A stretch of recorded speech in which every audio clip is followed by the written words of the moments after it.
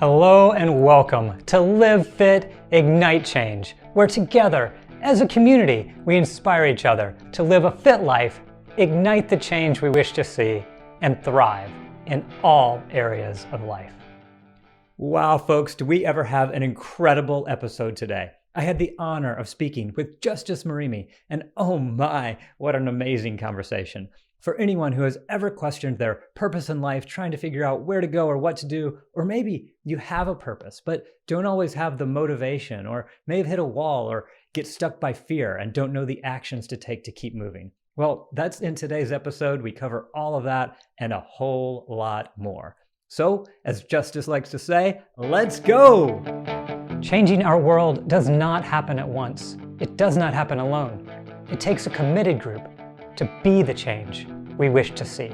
So together, we rise above negative influences to lead by example, making a positive impact at home and around the world.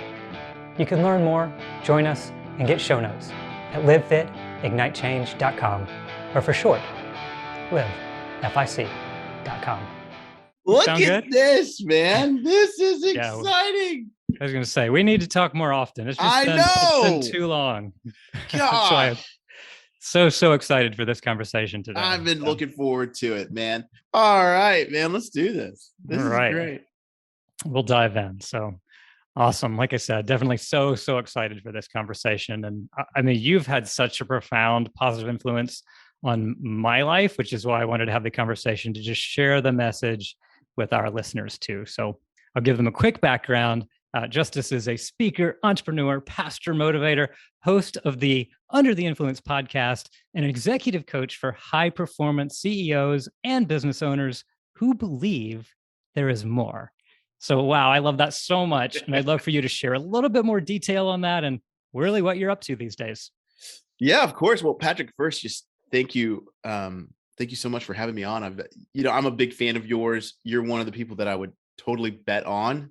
And I think a big reason for that is just seeing your level of action and the level of integrity that you operate in. So this is a joy. Like I'm so excited. I went and got my favorite coffee. I got all ready for this because I was like, I get to be with Patrick today.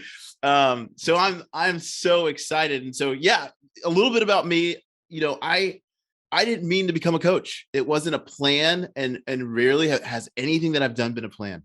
And so the way that this happened was, I was doing part of an organization called Young Life, which is a evangelistic youth outreach program. And I got kind of forced into it. And I met some seventh graders, and they were a mess, single parent, low income, African-American kids. And I met them at seventh grade, and I got to see them all the way until they graduated high school. And so during that process, I just fell in love with them. And that led to me working for a church while I was doing Young Life, where I got to meet some really successful people that had everything that they needed. And I realized I had the same love for them, and I wanted the same things for them, which was, I just want you to become the best that you can be. And so through that process, you just kind of find out what really gets in people's way. What actually gets in people's way, and whether it's a low income, single parent kid, or it's a 30 something that's, bringing in six figures, every quarter, every year, it really comes back to their mindset. And so I learned just through hard knocks, loving on people, making nothing, just how to help people get breakthroughs. And so I didn't even know coaching existed. So I was talking with a mentor, and he's like, "Hey, you're about to be done in ministry. What's next?" And I just said, "I have no idea. I just know I love helping business owners and executives, be heard and get breakthrough and experience more." And he was like, "Yeah, it's called coaching." I go, "What?" I was like, "This is a thing? They'll pay you to do it?" Isn't that amazing? Get to do something you absolutely love. You're fired up anyway. You're bringing the joy. Now you get to do it professionally. Yes. It's like, you're 6'8" and you just love running all the time and jumping around, and someone says, you can just play basketball, and you're like, what is this? And so I just started. It was a hard road. I think my first year in coaching, which is literally I'm practicing what I preach. I probably didn't go about it the best way. I just said, hey, we felt like God was calling us to Austin. So we left everything. We left everything and said, we're going to move. And so we moved to Austin with almost no money. I had a friend right as we're packing the U-Haul, give me a check for 10 grand, just like, hey, we believe in you, which for us was like just affirmation to keep going. But as soon as we moved to Austin, and I'm thinking, I'm going to be a coach full time, nothing's going to hold me back. I got hit with depression and anxiety I had never experienced. Like, I'm usually the most joyful person in the room. I bring the energy, and I didn't have it. And I didn't know what was wrong with me. I didn't know what was going on. And so I learned the other side of coaching. Whereas before it was like, go, take action, go do, go be, go, go, go. I learned the other side of action of, how are you? And hey, maybe you do need to slow down, or maybe you are operating from a place of insecurity. Maybe you are operating from a place of like, you're not operating from truth. You're operating from some things that were spoken over you that weren't true. And so you're operating from someone else's expectations on you. So let's like slow down. And so I learned about burnout. I learned about all these things and able to see it, but it was the hardest, I didn't start coming out of this until about a year ago. We were literally on welfare, broke, all of these things while I'm helping people get breakthroughs that are making them hundreds of thousands of dollars, but not knowing what to do with my own stuff, but going, hey, I accept who I am. Where I am is not forever, but I accept who I am because I'll never be as I should be. And so I was able to even see it in other people. I was able to go, no, you're not operating from a true state. You're not operating from, true principles where you really believe. And so that's what brought me to here today. I think I started working a job when I was hoping to be an entrepreneur. I was working a job in capitalism.com, and I got to meet all these amazing brand owners and help them get breakthroughs while I was still in my recovery. I was still learning, how to overcome. And so I'm in a different place now, but I would never trade any of that, for anything at all. So now I just coach. Wow, that's unbelievable. Of course, I knew part of that, but I really didn't know the depth of that story and how obviously I've seen the part of where you bring the joy, you're making a difference in people's lives, but didn't know how it was there for yourself. So I guess I got to follow up too and say, what shift did you know? I mean, must be so interesting because, well, you're making others improve in so many areas.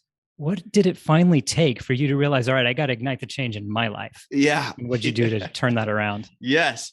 If I was to look back at what put me into, now there's obviously like medical depression, and then there's like circumstantial depression and stuff like that. And so mine was way more circumstantial than it was like a true like chemical imbalance that I've had for my whole life. And when I looked back, I noticed the first thing was there was an overwhelming amount of isolation. Two, there was a lot of operating from a place of insecurity. So performing for other people's affirmations, other people's approval. And none of this I was doing and knowing that I was doing it.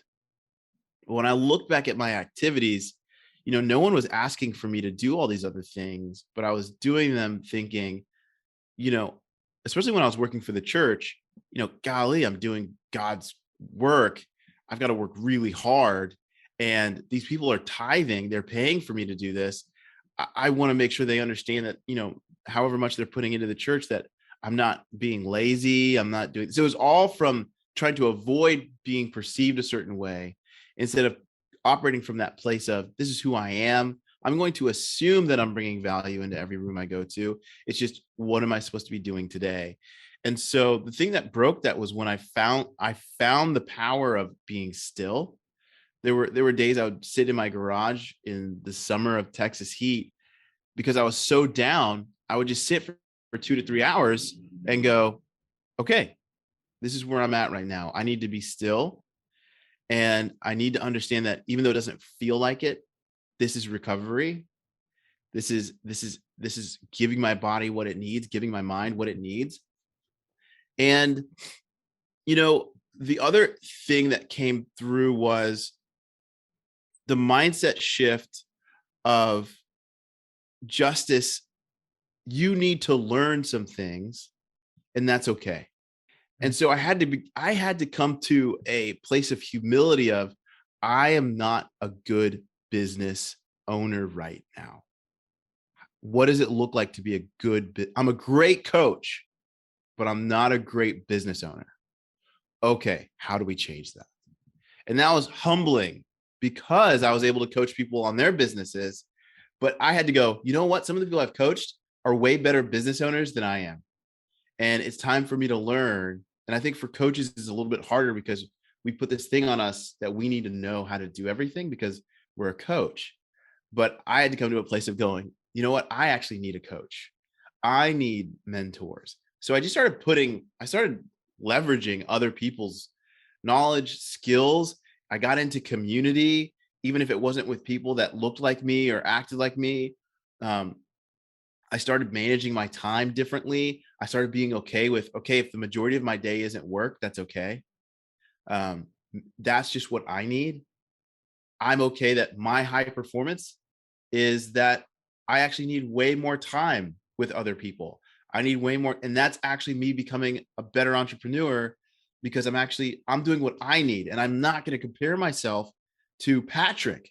I'm not going to compare. I'm going to be me. And what do I need? I need 2 hours of focused work. And I need about, 2 to 3 hours of focused play. And that allows me to show up to calls like this and be 110%. So it was a lot of stuff, Patrick. It wasn't easy, but I look back and I go, whoa, I'm so glad. Wow. And you did it. I mean, I love that because it brings out, yeah, you were doing it for others, but what then you needed was that community. You needed to surround yourself with those people. I mean, what is it that Tony Robbins says is like the expectations of your life is a direct proportion to the expectations of your peer group, like where you're going to go in life. Wow. Yes. So you surrounded yourself with that peer group to be able to be part of that community, be uplifting others while they were uplifting you. And it seems to have made that difference. And now you're thriving. I mean, you're coaching your brand, all of it, right? Yeah. Yeah. And it's exciting. And I don't finish the day going, what have I done today? Like, am I valuable today? Because then you go, well, I got to bring my value today instead of going, no, I'm immensely valuable. Who am I supposed to be bringing value to? How do I steward this value well? And so that total shift of my identity was massive. And so, yes, I'm able to come in and I still have to remind myself, I've got my, worksheets that I look through every day. I've got my identity statements that I read through, every day and just get to say, no, this is who I am. This is what happens when I walk in the room. Okay. This is what I want my life to look like a year from now. Okay. I don't have to guess. This is what I need. I got my routine up on my whiteboard in front of me. I know what I'm supposed to be doing every quarter. And so all of this is to help me. It's not for me to work towards these things. These things are working in me always to keep me in my like energy state, to keep me in that place where I'm being me. I just want to be me. Absolutely. And that's what inspires, having that up there so you know where you're going. But I know you shared with me, I think it was called your declarations. Yes. That you started, what you start every day with. I created my own list since then and now do the same thing. So Thank you for your inspiration, but just such a great way to be able to be intentional about the things you're going to focus on, right? 100%. Awesome. And I think it's from that community that you were talking about that we were all obviously involved in together. It was described in that group that your superpower was when you walk in a room, entrepreneurs just make more money. Yeah. How is that? What's your magic? How do you do it? I noticed, so there's this phrase in coaching that is like, if an entrepreneur had a lamppost that they came to every day and just told that lamppost about their day, they'd feel and operate 100 times better. Just because that is, like, for me, the perfect analogy of how lonely most business owners and entrepreneurs are.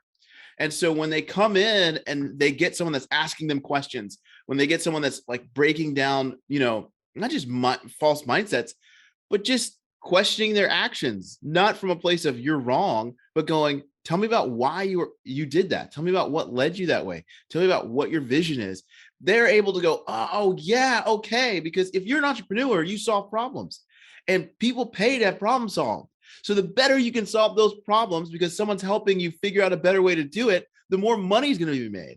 And so I always come in and I go, I don't even question it, because I go, man, they just don't have a lamppost, and I'm way better than a lamppost. So they just, and I was able to look back and go, what happened to Dean and Kelly? You know, what happened to Ryan? What happened to all these people? I was like, I can look back over the year and go, geez, they made more money. What happened? They just were able to talk these things through. Okay, this just happens. It's not that I'm, in no way do I think it makes me better than them or better than anyone else. I just go, this is a superpower that I have. I want to increase it. So yeah, that's how I came to that. That's how you do it. So awesome. And I guess on that, I should acknowledge you too, because I think it's been so powerful how you kind of uncover that purpose and then how to profit from it. So Yeah. specifically, you led me through a course called Profit Driven Purpose. Yes. And now I think you know me, I've always been incredibly purpose driven. I, like you, have had the vision boards, the long-term goals, things up on wall. I do my daily journaling to make sure I'm starting with the top priorities, all that kind of stuff.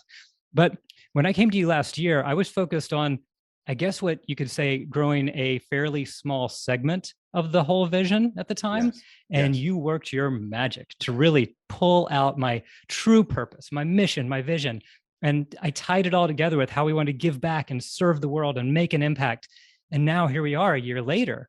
I feel like I am doing exactly what I'm meant to do. And really, maybe for the first time in my life, my reason for being on this earth, which is why we're here talking now, which is why we have the Live Fit Ignite Change podcast, which is why we're developing a performance nutrition brand to serve our audience and give back the profits to the youth and the children we're supporting. So again, thank you for that.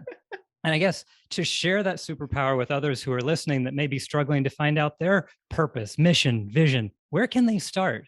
Yes. The first thing I tell everybody, I don't tell everybody, but the first thing I recommend is that they just go back and talk to the people that they trust will tell them the truth in love. And then look back over their resume and just go, what happened? What positive things happened? And when you do that, because a lot of people will come and go, they're coming from a place of a lack of confidence. And so they'll be like, they'll question whether or not they can get to the future because of who they are. And so what I will say is, well, let's look back and see what got you here and go, what went well? What activity went well? What happened? What fruit came from you just being you? And when we look back, they go, oh my gosh. Then they go, how do I amplify this? Because I did all of this, maybe not even paying that much attention to it. It just happened. So now I actually want to be intentional with it, which will, if they're really intentional, it will 10x. Maybe not the first year, but like over the next 2, 3, it is a compounding thing. And so when they can be really intentional and be really great learners, which you are just like an avid learner, then they can go a million miles an hour in the opposite direction, because now they've got that confidence going, oh my gosh, yes. Oh yeah.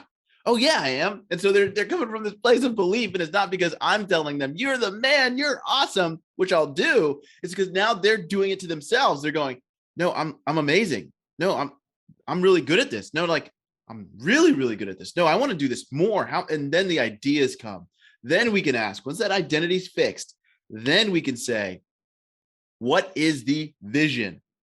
The grand vision. What is the purpose? Like, let's dig into what really you want to see happen on this earth, that when you're on your deathbed, you say, what a life. Like, what a life. And I think that is what they start there. Let's look back. Let's like talk to some people we trust and go, oh, wow. Because then you go, dang, I'm actually pretty good at some of this stuff. Like I'm not too bad. You know what I mean?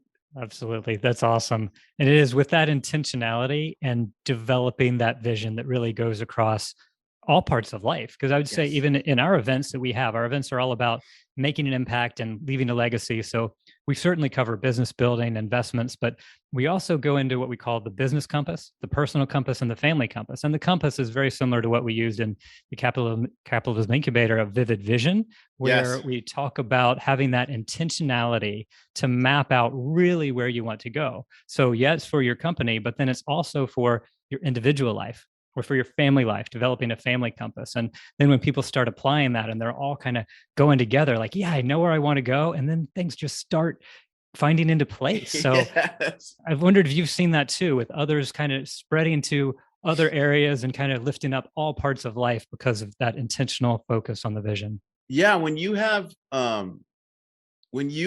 something, and I think it's important, a lot of people have dreams, they don't have a vision, meaning they're just imagining and they're just having fun with the imagination, and they're more talking about all the things they want, not the impact they want to create.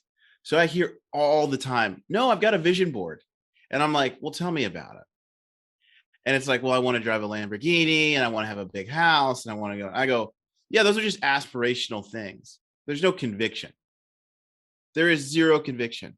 And I've said in my coaching classes, you know, you don't get what you like, you get what you have to have, not what you think you deserve. And when we go back to what is it that you have to have, it's about things that you're convicted about, which come back to your principles.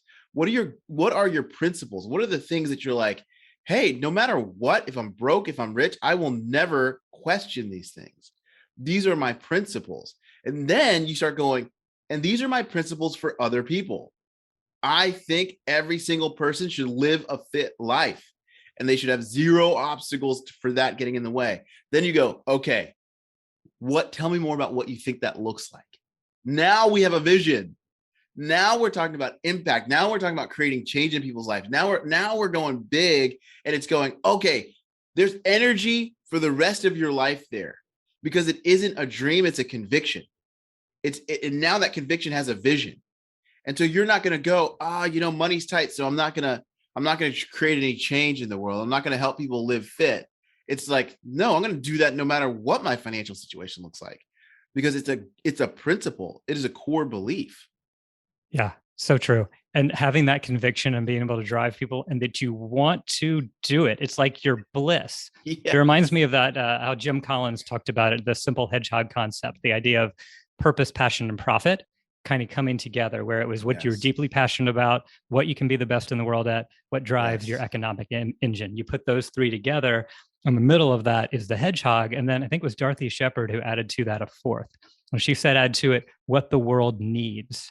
Yeah. And then where all four of those came together, that center is your bliss.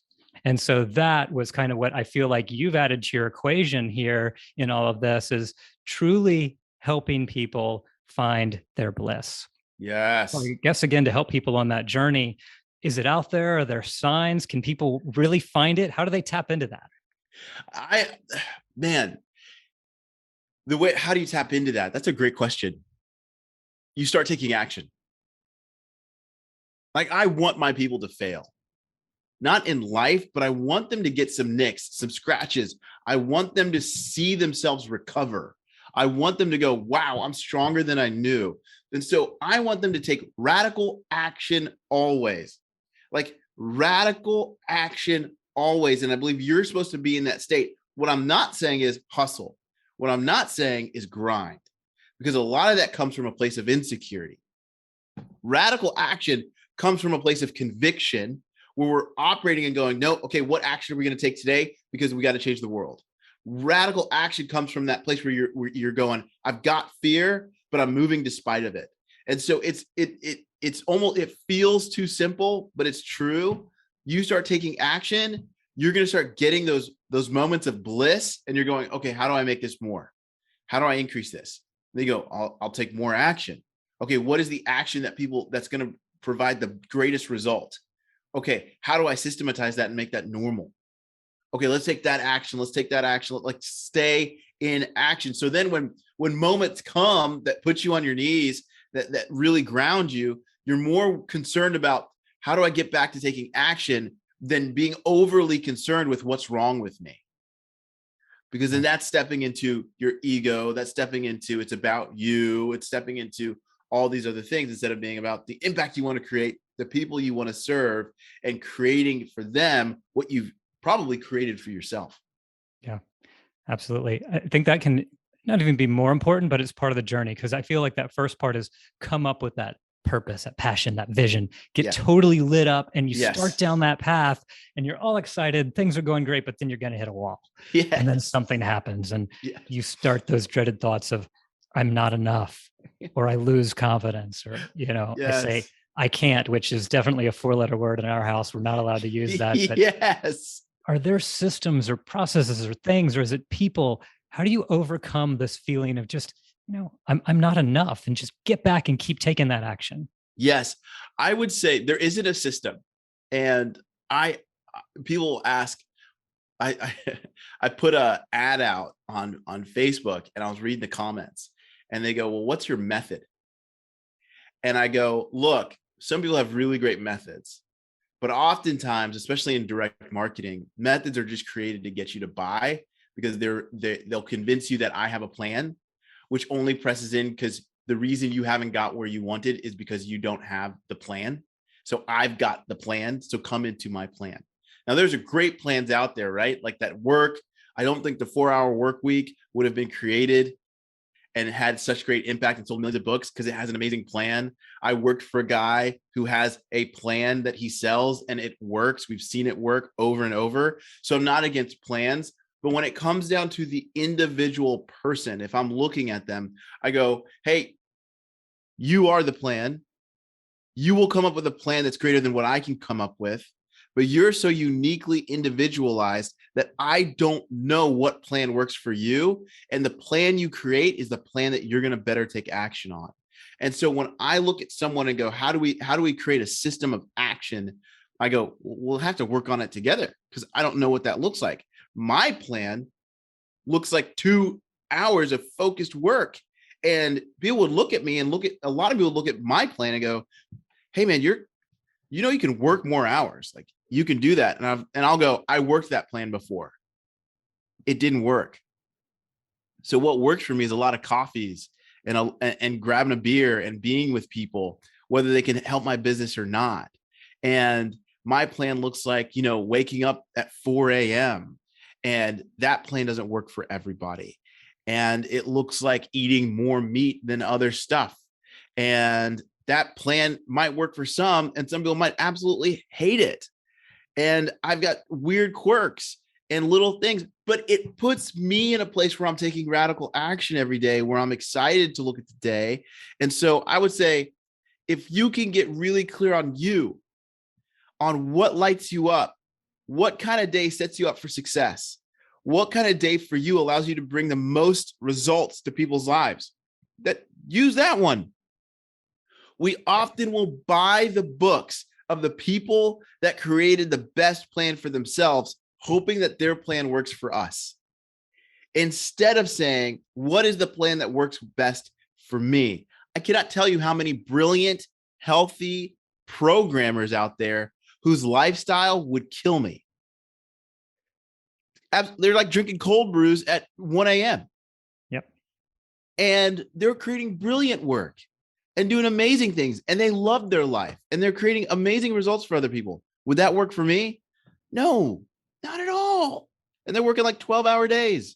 So they love it, and they're doing a great stuff. And so I would say, what is the system or the method? There is a system. There is a method. It's the one you create that gets you the most results for you. That's awesome. It's what's inside of you. I mean, I know I've heard you say it too, the plan. There are all these different systems. People have checklists and you can follow it, but it's like this whole thing with building a brand. Some people want to go out and just follow like what sales algorithm, like what's selling right now. But it's actually find out what's inside of you, what lights you up, and bring that out. And I think it reminds me of a letter that actually my grandfather wrote to me before he died. I went on a retreat, and he closed the letter by saying, you have everything you need to be successful in this world. Just put yourself in God's hands and make it happen. Yes. And I feel like, that's kind of been a quote that I've kept with me forever throughout life. I've put it on those vision boards, and I feel like that's what you're really drawing out here. People have it on the inside. They just need to bring it out. They need to make it happen. So these have all been some pretty amazing tips, and just putting it out there, making things happen, keeping going. Any other tips before you want to jump in on that, or otherwise we can jump into a couple more on making it happen to thrive? Yes. So last thing, and this has been something that I've actually been using a lot lately is I am a natural people pleaser. That it's natural for me to be a people pleaser. There's a good side to that, and there's a really bad side to that. When it comes to customer service, I'm amazing. I'll make you feel like the most loved person on earth. And then there can be a thank you. And then there can be a side of I'm trying to earn your love. I'm trying to earn your whatever. And that's a really bad side that will lead you down all kinds of places. And so it's really hard for me to get angry. And I've noticed now that there's a part of me that needs to get angry, whether it's with my clients or whatever. And it's like a righteous anger. It's not something I'm trying to muster up. But when it shows up, I don't shrink it anymore. And I look at it and I go, hey, no, it's not okay that this is happening. Hey, it's not okay that you're operating like this. And I remember listening to, and I don't want to use it all the time because it's not me. But when it is me, I want to use it. And I've noticed with my clients and with myself that when I get angry, there's a part of them that listens more. And so I heard a person interviewing Tony Robbins, and he was going, Tony, like, you're cussing now. You never used to cuss. Like, what happened? He goes, I noticed that people are listening to me more when I cuss, and they weren't before. And I was like, wow, okay, that's really interesting. I'm not going out and cussing people out, but I've noticed that when I come in and I go, I'm not going to shrink that I'm upset and that this is frustrating, meaning I'm not going to hide emotions that are showing up just to make the other person accept me more. And I've had more real conversations with my clients and seen more breakthroughs when I go, I'm going to be full on right now because this is actually where I'm at. And what you're doing is actually not okay. And there's a part of them that is so used to joyful justice that when it comes in, they're like, oh, this is serious. And so what I would say for everyone on this call is, do you know the cost of your inaction? Yeah. Does it frustrate you when you see something not go the way that it needs to? It's not saying, hey, you need to be angry at everything. I'm saying, but does it cause anything? Does it make you feel anything that this is actually affecting not just your future, but your kids' future, that is affecting your community's future? That, like, do you see the realm of your influence? Do you notice that you not doing what you were created to do is affecting not just you, but other people? Or has it become normal to you and you're satisfied and okay with it? And so I'm trying to see more people actually get upset. There is the joy of pursuing what's out there, but there has to be a certain dissatisfaction with the fact that people are being affected negatively by them either not having your product, by them not having you in their lives, or by them not living a certain life that you know is available for them. And so they actually need to see you be not okay with that. You need to be, it's okay to not be okay with it. And so I'd say that's for me, the last thing that I'm seeing is, don't shrink back. Don't be okay with things that are not okay and act like they are. It's not okay. Right. Wow. What a powerful lesson. Yeah. But we talked about action so much, but it's really that inaction when Yes. you see something that needs to change and not Yes. doing something about it, where come on, get up after it and ignite that Yes. change you need to take. So Yes. really awesome. Awesome Really lessons. important. Yeah, you bet. So cool. So if you want, now we can jump into the 5 to Thrive. It's 5 quick rapid fire questions we ask everybody that comes on here. So if you're good to go, let's roll. Hey, let's do it. Morning routine. Okay. Morning routine. What is my morning routine?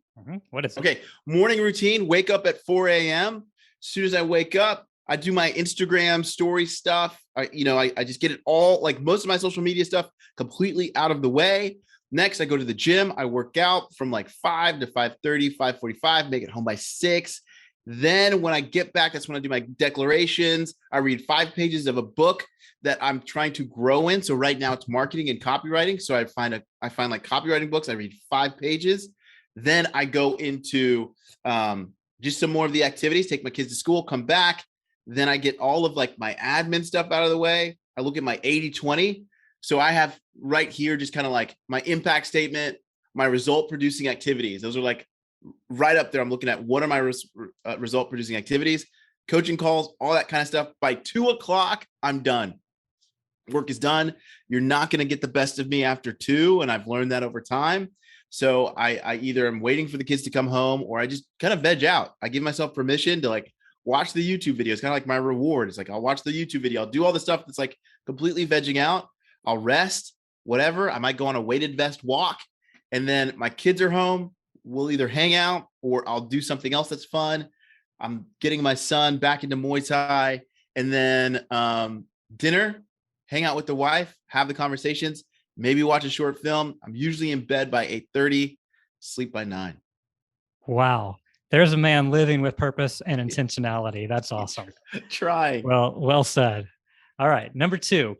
Obviously, here we believe in continuously learning and getting inspired. So what's one book or podcast or movie that you would recommend most? Yes. So I read the book on Lee Iacocca. I think that's the name of the book. It's an autobiography. And it was autobiographies of greats just put me back in the state of what's possible. And so Lee Iacocca he worked at Ford, and then he became the CEO of Chrysler, and like basically turned around Chrysler when it was like about to go. And it is a really powerful autobiography. I think you can get the book on Amazon for like $8. So it's good. Awesome. Good recommendation there. Powerful story for sure. Yes. Number 3, if you really just some days feel stuck, down, or just need to go ignite that change, what's that one first thing you do to make it happen? I usually will phone a friend and just talk. So it doesn't even have to be about anything special. I might tell them what I'm trying to make through. And then the other thing I do is I'll just turn it all off, go for a walk. Brilliant. Yep. Good stuff. Get around people, get moving. Love it. Yes. All right. So number 4, we're going back in time. Your 20-year-old self has just received funding to create a project that will massively serve the world. It can be anything, as long as it's serving others.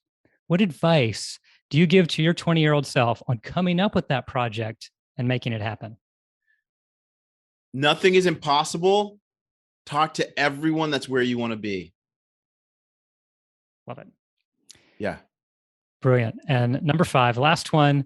Now we're going to the future. Yes. You have one piece of advice for the whole world that you're going to be remembered for above all of this amazing stuff you've all said. What's that one piece of advice? Your joy is your strength. And so that comes from a Bible verse. I believe it's Nehemiah 5 or Nehemiah 2, 5-8. But your joy is your strength. And I personally believe that God created us to be in a place of joy.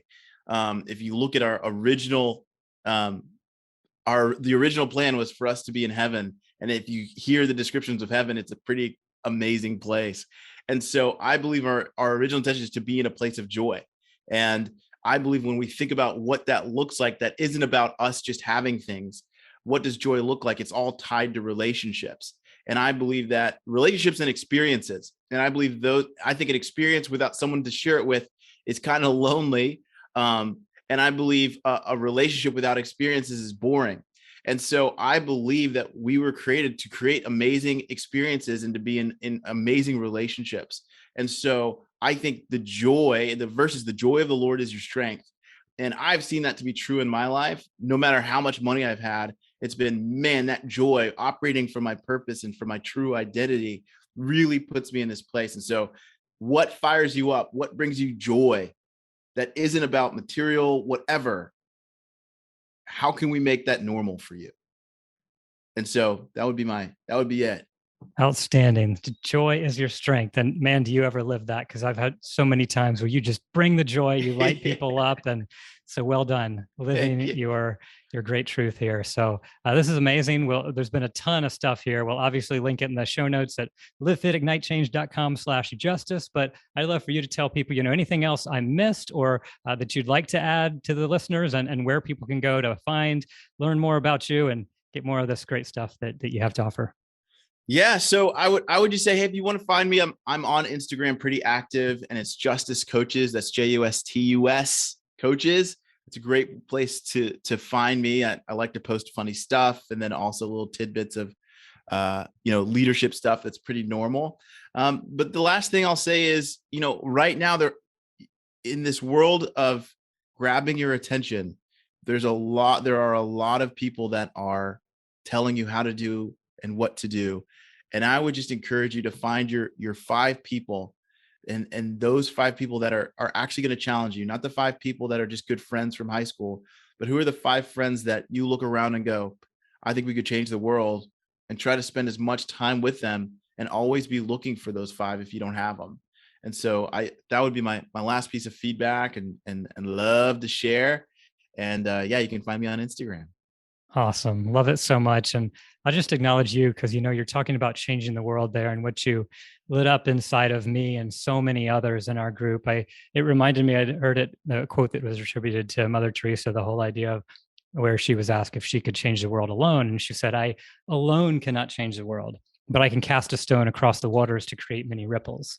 And I feel like that's what you're doing. You're creating so many ripples. You inspire all of us. I mean, that's become what this podcast is all about. You hear it in the intro. It's changing our world does not happen at once. It does not happen alone. It takes a committed group we wish to see to change the world.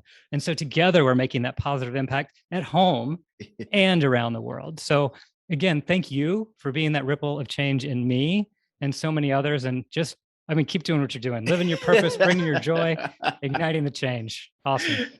Thanks. Wow, pretty amazing, right? I'm sure you felt that joy and are ignited by purpose and fired up to go make it happen. Again, you can find everything we discussed in the show notes at livefitignitechange.com. If you resonated with this and would like to live fit and ignite change in your life, you can get started for free at livefitignitechange.com/start, where you can join our community of high performers and get access to our Kickstart resources for free. You can choose if you'd like to start on the path to getting in the best shape of your life, and or ignite the change you'd wish to see by casting a vision and taking the steps to get there. You can get plugged in at livefitignitechange.com/start, or for short, livefic.com/start. Also, my family and I, we're igniting the change that we wish to see in the world by helping others live fit. We were sick of all the processed, sugar-loaded foods and drinks marketed to us, especially to our youth. So we're developing a line of truly delicious, grain-free, sugar-free products that children and adults love as part of our InRive Performance Nutrition brand. Learn more and join the InRive Insiders for free to be the first to hear about samples, launch parties, and specials at inrive.com. That's INRIVE.com.